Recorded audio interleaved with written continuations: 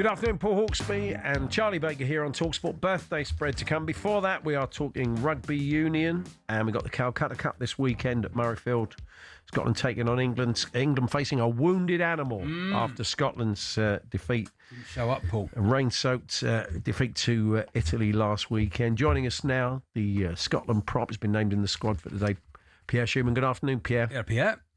Paul, Charlie, awesome to speak to you guys, and thanks for having me. Oh, you're really welcome. It's a pleasure. I suppose it's been a bit of a tough week in the camp, really, isn't it? Because, I mean, that was always going to be a tough game. Italy have been resurgent, but the expectation was that you would win. But so, as we said, wounded animal, they're going to be facing England at Murrayfield.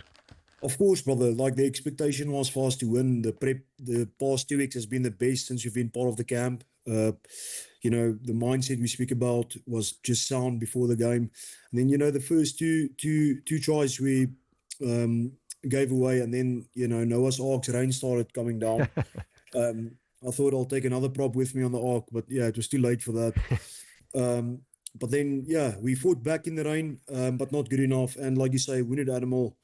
I myself got some stitches. I banged probably an elbow or something in one of the rocks, and then I went off, and the doctor said, okay, we need some stitches quickly. Do you want some anesthesia to numb it? And I said, no, give me on.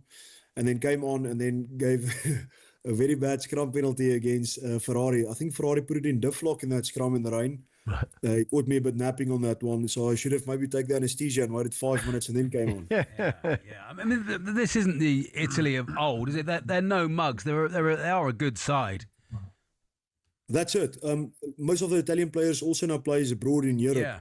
Not only for the two Italian clubs, like we say, Scotland players just for Edinburgh and Glasgow. They play at various clubs. They bring their insights and their skills. And also, you must understand the systems Franco put in place way back then, the now Glasgow coach, it's filtered through the youth as well, and you can see that clearly. We have to just simply bounce back and be better. Like, you know, Six Nations, Calcutta Cup this week against England at Murrayfield. We just have to be on top of our game. Gregor Townsend has announced his squad this afternoon. You're going to be on the finishers, Pierre, on your for the game. Grant Gilchrist has also dropped out. What are your feelings about that? Yeah, really stoked to be involved. And you know what? Anything for the team. The game is, we sort of spoken about as well. You know, most of the big games, you know, the All Blacks, the French games. Well, now you can chuck in Italy there as well. Any top 10 basically team that we play against, Paul and Charlie, we shouldn't have a drop-off. So whether you're on the bench, rugby union has become a 23-player sport. Yeah. People use their bench now strategically as well. As you can see, South Africa took the lead, the Springboks. But now most of the teams do that the same. And yeah, Gilly, very experienced. There's a bit of a shuffle in the pack. I think the back line, obviously, as you could see, stays the same. And hopefully we show a bit more of what we're about and what we replicated in training. When you're in the tournament, do you watch the other teams? Do you watch the other? Definitely not. No. No, he's of course. Yeah. So you would have fancy. I thought France looked incredible. Well, they looked brilliant, and you could just see, you know, even the bounce of the ball favors the brave. Yeah. And, you know, from the props all the way to the 23, the bench that came on made even a more bigger impact, even though they started well as well. They looked on form, and, you know, I know Ireland will bounce back as well. Ireland, Italy is going to be a good game in all. Yeah. I don't think there's an easy game anymore. Obviously, we know Tans from Wales as well, so they'll be starting to look for their hungry first win also. Yeah. I'm sure you would have watched England in preparation for the game this week. What did you make against their performance against Wales? A good outfit, you know, they have quality individuals, but also as a team, they're hitting the stride.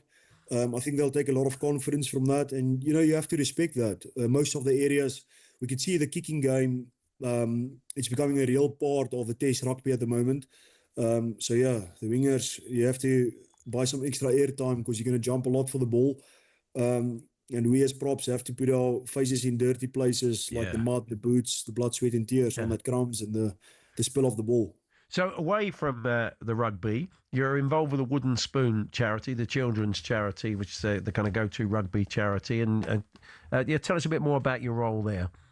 Yeah, it's kind of cool, Paul and Charlie. I was approached by Wooden Spoon. Worked closely with them for a few years now, but I mean, Hastings legends before me in the game that's been involved with the wooden spoon. They almost wanted another ambassador, not only for Edinburgh and Scotland, but for wooden spoon. And I just spoke to John Godfrey, and I said, you know what, I love children. I love children that's in need of, children that's been going through disabilities or disadvantages in life, maybe a bad dealt of cards. And there's a lot of awareness. I think since 1983, I believe, the Wooden Spoon has done great charitable work, over millions of pounds raised for children. And in any way, form, we can help on the pitch with businesses, with entrepreneurship, with our connections, with our influence.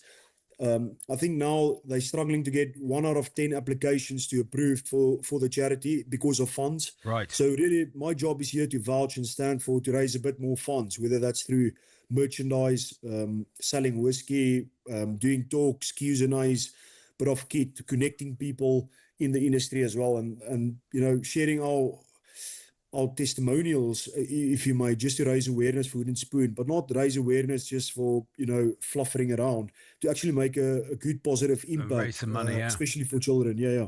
£36 million raised since 1983 by Wooden Spoon, which is amazing. We have the shirts. Andrew is coming from Wooden Spoon. We have the shirts. Look at that. I've got that is brilliant. And so I'm a Canterbury ambassador as well. It's a double whammy. You mentioned whiskey there. You and Duran and Merva have set up Hirundine Whisky.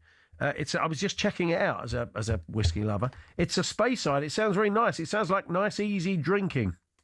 Yes. So to tell you a bit more about that, Hirundine is a type of swallow that semi-migrates between destinations, like we being brought up in South Africa and moved to Scotland, and we made it home. Like a swallow, every now and then the weather gets a bit shite, so you have to move.